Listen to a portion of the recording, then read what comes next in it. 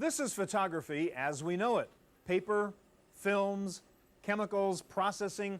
Now the processing has become computerized, but it's still basically the same technology based on chemistry. This is the future of photography. CD-ROMs, bits and bytes, laser beams. Today we'll show you the latest in digital photography on this edition of the Computer Chronicles.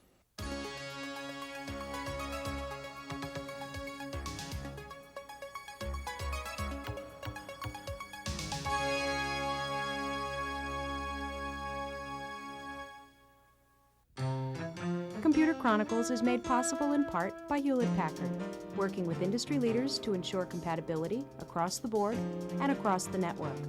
HP PCs, you're looking at partnership in a whole new light. Additional funding is provided by LaserJet printers from Hewlett-Packard. Everything from a new color solution to models designed specifically for small businesses. HP LaserJet printers. You do your job, we'll do ours. And the Software Publishers Association. Hi and welcome to the Computer Chronicles. I'm Stuart Chaffee and with me today is Anthony Aziz. Anthony is a photographer who creates pictures that would not be possible without the computer and tools like Photoshop. Anthony, let me start off by showing this one photo of yours called Maria. And as you can see, this is a kind of jolting image when you first look at it. Let me ask you before we get to the computer, what are you trying to say with this kind of photographic art, Anthony? Well, very basically, what I'm interested in doing is to create a series of images that will somehow express the relationship between humanity and technology and how we become more detached from each other and we're relying more on machines as we get more involved with this. And ironically, we're relying on the machine to tell this very story, right? Exactly. All right, let's go to Photoshop over here, and this is the image of Maria on the computer. Go back to the original photograph before you did the Photoshop work on it. And that's where you started, huh? Right. And can you show us a little bit of the process of changing those features the way you did? Sure, just very briefly, I can work on the eyebrow, and I'll take the selection tool and I will take a slice of flesh right above the eyebrow area. So you're really going to paint with the skin. Exactly, and I'll cut and paste and hide the selection line and just drag it right down on top of the eyebrow. Mm-hmm. So you begin to get a sense of how the process works. And the same thing with the eyelash area. So you could steal some skin from the cheekbone. Mm-hmm.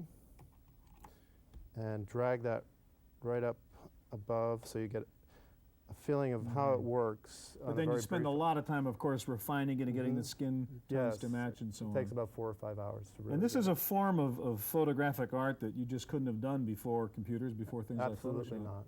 No. Okay, now some photographers like Anthony are using computers for photo enhancement. Some others have abandoned film altogether, starting and ending the photographic process in digital form. We begin today with a profile of one such photographer, Stephen Johnson. Steve Johnson makes a lot of photographic choices on the basis of what he sees on a monitor screen. He can adjust sharpness, contrast, and color correction on his Macintosh, where images of stunning landscapes can easily require over 100 megabytes each. Steve began his career over 20 years ago when much of his time was spent in a darkroom. Today, his images are captured, processed, and printed digitally. In the field, Steve uses a Dicomed digital camera, which scans an image directly into his Mac PowerBook for instant appraisal. Well, I'm using digital technology now as the recording medium for my photography instead of film. And I'm doing that for a number of reasons. First of all, there's an instantaneous response. I see the image as I'm making the photograph in the field. I can control the contrast of the way the image is recording. I can open the file right there on the spot as though I were opening the photographic print, look at focus, detail aspects of composition. I can also look at nuances of color balance and readjust the color balance on the spot. And there's an incredible dynamic range. Once a photo has been prepared for printing, it is sent on disk to the Digital Pond print shop in San Francisco. An Iris Color inkjet printer produces the large format output. At this point, Steve can inspect and make changes to the print just as he would in a lab. While the availability of electronic tools makes it easy to transform the original image, Steve Johnson prefers a cautious approach. The toys are there, you can certainly play with them. I'm interested in them as serious tools to try and give me more access to the tools I wish I always had as an image maker. Fundamentally, a better ability to see color accurately, more ability to see into highlights and shadows, more immediacy in the response so I can see what I've done in more real time. Those are the kinds of advantages I see that have nothing to do with adding a tree or taking it out or drastically changing the color or adding a third eye to somebody's forehead, which I really don't have much interest in doing. The iris prints can be framed and mounted directly for display, although the colors are not permanent. Steve's prints are part of an exhibit at the Ansel Adams Center in San Francisco, and each one began as a digital image. There's a disconnect when you shoot with silver. You snap a shutter and you assume this magic has taken place in the photochemical transformation of the silver into a latent image, but nothing seems to have happened. Now that disconnect is gone. Something happens. I see the image appearing on the screen. It's the way photography always should have been, and that's what's exciting. For the Computer Chronicles, I'm Giles Bateman.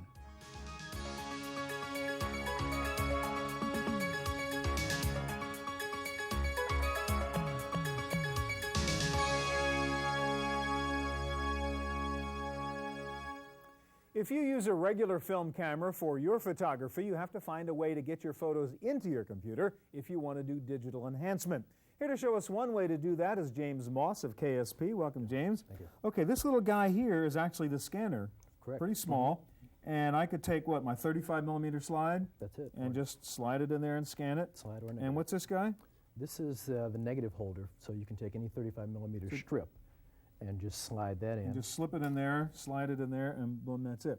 Okay, we're not going to waste time actually scanning, but you've already pre-scanned something, and show us now how we can manipulate the images once we scan them in using CoolScan. Okay, you have plenty of controls here, not only choosing what film type you have, but you can set your width or height and lock that in if you need to. And by that, over here in this bar, we can see how we can adjust this and keep the same axis. All right, so we have this aspect ratio no matter what. We can control the brightness, contrast, red, green, or blue cast that you get from anything with these slider controls. However, if you really want to do some good manipulation and some elegant manipulation, they have the curves box. With this, we can control the midtones, as we can probably see here. And if we really need to, we can lock down a couple points and just move the highlights, or come down here and just move the shadows. And to really do a good job here, the CoolScan will allow you to choose your endpoints for highlights and for shadows. When you say choose your endpoints, now what does that mean? Okay, what endpoints will do for you, it's telling the scanner what parameters you want to work within. Okay, if you have too much in the way of highlights, you're going to blow out some details. If you have too much in the way of shadows, they're going to be details you're just not going to see. And this will allow you to, let's choose a couple endpoints here, and just adjust the midtone just a little bit. So we can open up highlights, shadows, or anything we want, or create any kind of crazy effect.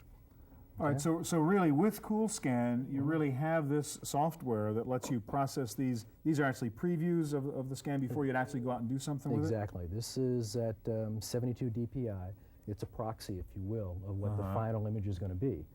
And how high resolution can you actually get with this? You can make a 2700 DPI file with this, and that will, for most of us, that comes out to about a 25 megabyte file that you'll actually be scanning with. And how much does CoolScan sell for? These sells for under $2,000. We have them for $17.99 right now. Pretty cool. Okay, thank you very much. All right, thank you. All right, let's move over here. All right, now if you want to do the total digital thing, you need a digital camera. Here to show us Apple's new QuickTake digital camera is Dan Alberg. And I guess also you've got to manage the photos once you put them in there. We'll get to the software in a second. This is the QuickTake 100. Just give us a little guided tour through that one, Dan. Well, it's pretty much like an Instamatic camera. Simple lens, look through the viewfinder, point and click, and it will take your picture. Okay, and how do you connect it into the computer? You connect a serial cable through the side here into your computer, and then from the software such as PhotoFlash, you can then control the camera to automatically download all of the photos onto your computer. So the computer kind of sees this as just another drive? Exactly. You can mount it actually as a drive on the desktop, or you can just control it directly. Okay, so you take your photos, you put them into the computer. Now let's talk about the software, and that's PhotoFlash. Yes. This is 2.0, I guess we're looking at. That is correct. And first of all, the task is to manage, I guess, and catalog all that stuff, all the photos you put in there, which is not easy because they're not words. how do you manage photos? You manage photos in catalogs that contain thumbnails or preview small images of the various photos. And we have a catalog open here.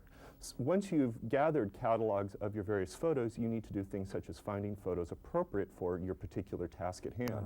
One of those might be looking for images similar to a photo that you've selected. So we have a search for similar image capability that we can actually go through, look through catalogs, and bring up images that resemble an image that we've selected. Now how's it doing that? How does it know what a sunset is or what a skyscape is? It's essentially visually looking at the preview thumbnail and comparing that to the other thumbnails in the catalogs. It's literally saying, find me pictures that have the same visual characteristics as this picture. Okay, so we've now created our catalog of sunsets, or whatever we call this category. You can go in now and actually do regular enhancement work using the PhotoFlash software? Correct. Once you found the photo that you want, you just double-click on it, and it will open up the photo. If that's from a photo CD not currently available, it'll ask you to insert that CD. Okay.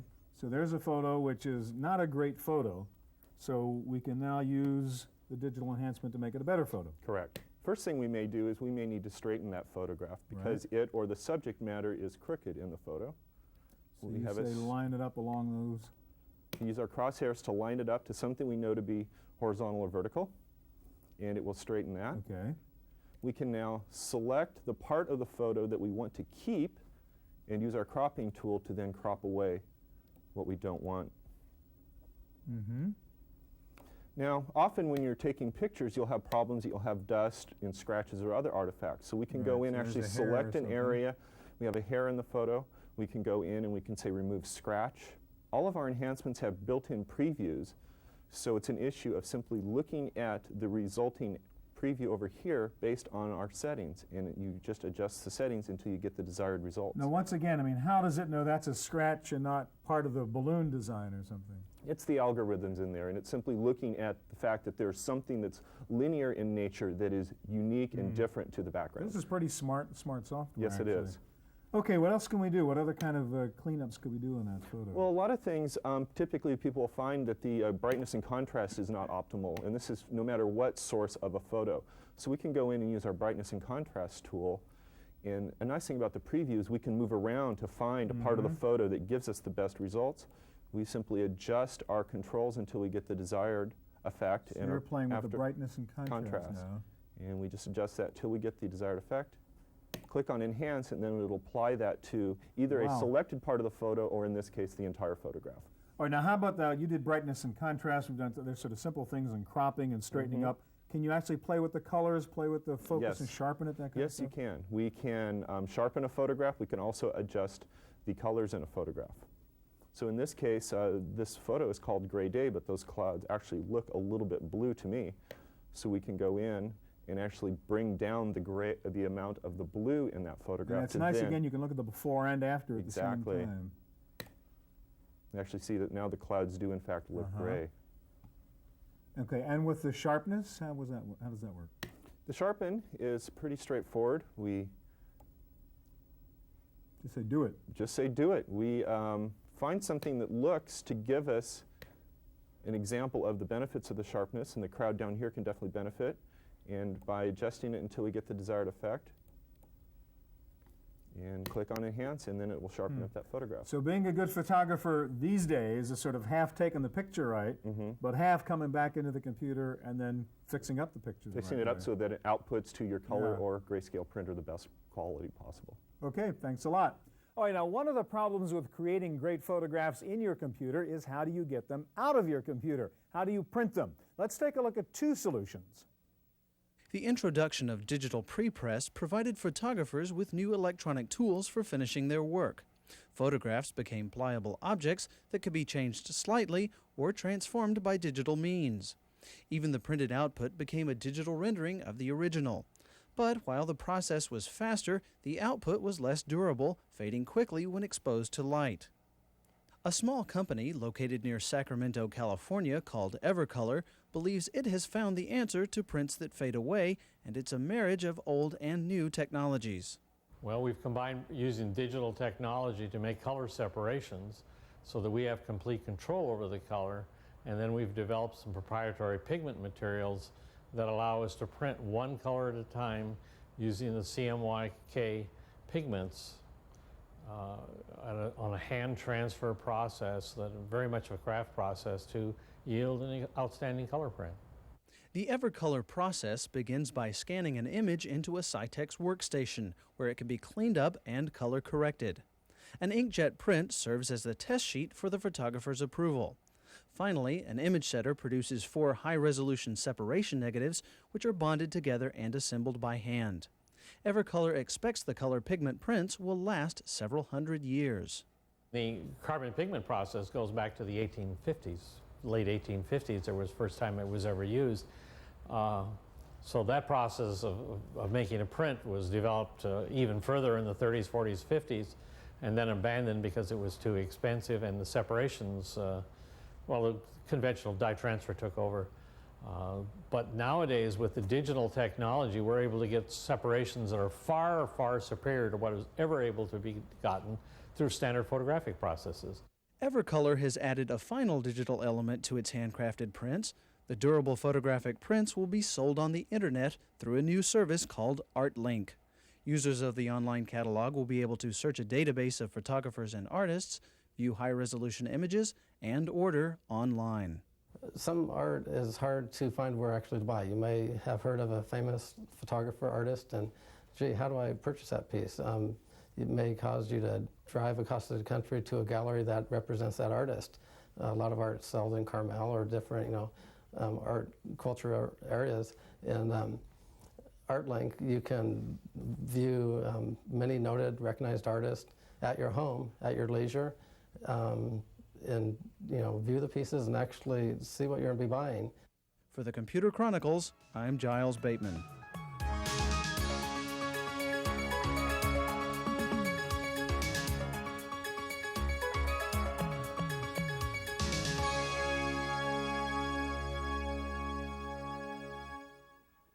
One of the wonderful things about digital photo enhancement is that you can do extraordinary things with your pictures. Now, 2 extraordinary enhancement tools are Terrazzo and Paint Alchemy from Chaos Tools. Here to explain is Mel Canglion of Chaos. Mel, let's start with Terrazzo and show me what you can do. I start out with this digital image of leaves, say, and if I apply Terrazzo, what do I get? Okay, let me show you how you use Terrazzo. In this case, we've got a photograph open in Adobe Photoshop, and I'm going to access Terrazzo through the filter menu. Here you can see the image on this side of the screen, and what I'm going to do is move a selection box around on the image, and you can see these repeating patterns being generated instantly. It's sort of a kaleidoscope here. Very kaleidoscopic effect. Now I can resize the selection area to get different kinds of effects depending on what kind of pattern I want. The patterns are available here under the symmetry menu. There's 17 different ones, and these just show you how the piece of the image is rotated and reflected. And that creates a tile. And in this case, we've got the piece rotating around 4 times to create this repeating pattern. All right, show me some examples of finished tiles using that leaf image. Sure. I've got here 4 examples. And that came from the leaves, These all came from that same leaf picture. This one is created with a pattern called Primrose Path, and we've got a couple more here. All right, now once I create these tiles, what do I do with them? Okay, now a lot of graphic artists need to make repeating patterns for backgrounds, fills, borders, floors, curtains, that kind of thing. So what I've got here is just an example of a photograph where I created this repeating pattern and applied it to the background of the singer. So the wallpaper behind the singer, that pattern is a terrazzo tiling? It's a terrazzo tiling, and I made it a little transparent so the light behind her still comes through. Okay, and then I could apply that same tiling to 3D objects. Absolutely. If you do 3D modeling and you need to do some texture maps, Terrazzo is perfect for that because the tiles are perfectly repeating. So here I've applied tiles to the base of the lamp and the lampshade. All right, let's turn to Paint Alchemy, if I can ask you to get that one going. And show me what toys are in there. What can I do with that? Okay, Paint Alchemy is a brushing engine, so it allows you to apply painting effects to an image, whether those be impressionistic or expressionistic, Van Gogh, different kinds of painting effects to an image. Okay, a brushing engine. Now show me That's what you right. mean. So this is the image we start with, a photo of an eye. This is a photograph of an eye, and I just want to show you some examples of how this eye can be treated with Paint Alchemy, all very different. This is a very soft, dreamy-looking painterly effect. And we've got here a more harsh charcoal effect on the outside, and we applied a different style to the inside of the eye. Here we've got what we call molecular, and that's just another kind of effect. And here we've got wolf eye. And this one is, I just like to show how the brushes turn intelligently based on data in your image. So it's not evenly just layering that. It new doesn't pattern just down. splatter it Yeah, on there. yeah. It follows the darks and the lights and will turn the paintbrushes accordingly. Okay, now you're just about to come out with 2.0 version of Paint Alchemy. Just That's give us a right. quick preview look of the actual program. I'd love to. Okay, now one of the main features about the new Paint Alchemy is its improved interface. So as you can see, we've got a larger preview area, and we've now got these floating palettes. Okay, now show me that preview area again. You can actually... Sure. I can move my preview area around, and when I click preview, I can see what kind of effect is going to happen to the image. Okay, and there are your brushes on the left and the different palettes you can draw That's from. right. I've got all these different ways to control the brushes, how opaque they are, what size they are, and those can vary based on data in the image.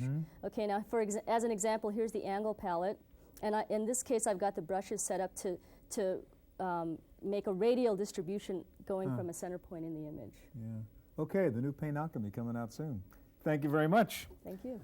Okay, now Adobe Photoshop has been the kind of de facto standard for computer photo enhancement, but new programs are coming out on the market that provide very similar functionality. One of them is Picture Window from Digital Light and Color, and joining me here is the company's president, Jonathan Sachs. Hi, Jonathan. So we don't need a Macintosh. We can work on Windows and do this kind of stuff too. That's right. And I guess you would argue, in fact, that Picture Window even does some things Photoshop doesn't do, right? We got a few tricks up our sleeve. All right, show me some of the things you can do with Picture Window. All right. Let me start by reading in an image here. I'm going to start with an image which has a color cast to it. It has a pinkish color that's superimposed on the image. So I shot these trees, but the color looks pretty crummy, actually. That's right. And I'm going to color balance that really quickly. All I have to do is find a little piece of the image that has some color I want to get rid of. I can quickly preview, and you can see how we've taken all the pink out of that. So you grab the pink on the wood, said, I don't really like that look, and now it looks like green trees on green grass instead of pink trees on exactly. pink grass. If that's what you want, you click OK, and it redoes that for the whole image. Okay, now you can also do something really cool here, perspective adjustment. Show me that. That's right. Ordinarily, you would do this with an expensive lens, and we have a way to do this electronically. This is a photograph of Longfellow's house in Cambridge, and it's obviously kind of tilted off and doesn't look straight up. It's basically shot from close-up, which makes the verticals angle inwards. So we can superpose a grid over the image, and to straighten out the building, all we need to do is line up the grid with the horizontals and verticals. And take a quick preview. If it looks okay, we can go ahead and so do you're that. actually warping that and cleaning up that perspective. That's right. It'll take each of those little boxes and make them square.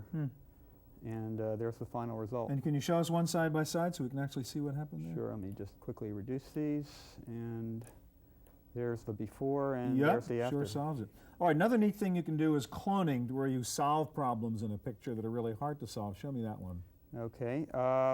This is an image that has a traffic sign in it, and I'm going to quickly... It's really ugly as that picture up. That's right. So you can like paint steel leaves, basically. Exactly. And hide it? What I'm going to do is take a little piece of the background here, and you can see from the circle where it's going to copy from, and paint that right over the sign. So you're painting with the leaf background over the sign, and boom, you're taking that ugly and that's all it sign takes. out of the picture. That's great.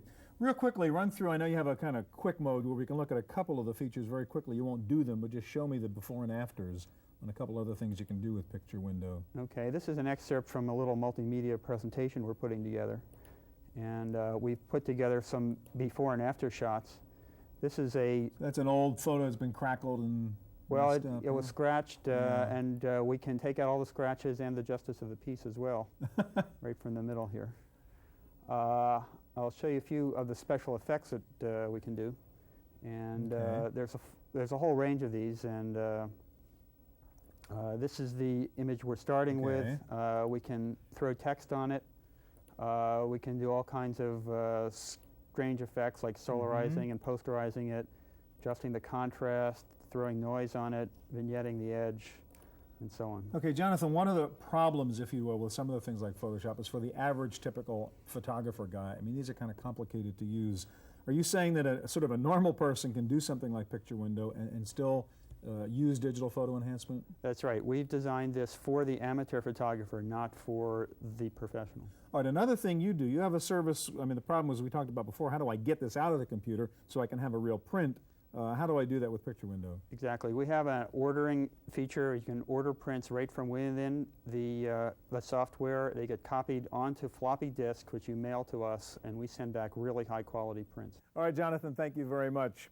That's our look at digital photography. Remember, you can talk to us online on the Computers on Television forum on CompuServe. The command is Go Chronicles. We're always interested in hearing from you. Thanks for joining us. I'm Stuart Chaffee. We'll see you here next time on the Computer Chronicles.